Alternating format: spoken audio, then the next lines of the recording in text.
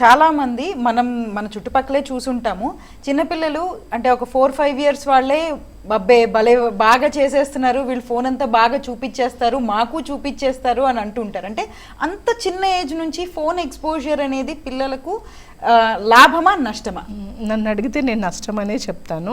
మామూలుగా ఇంత చిన్న పిల్లలు కూడా అన్నం తినిపించాలంటే మొబైల్ గేమ్స్ ముందు పెట్టి రైమ్స్ పెట్టి మనము పిల్లలకి అది లేకపోతే వాళ్ళు అసలు నోరు తెరవరు. అలాంటి సిచ్యువేషన్ మనమే క్రియేట్ చేస్తున్నాం.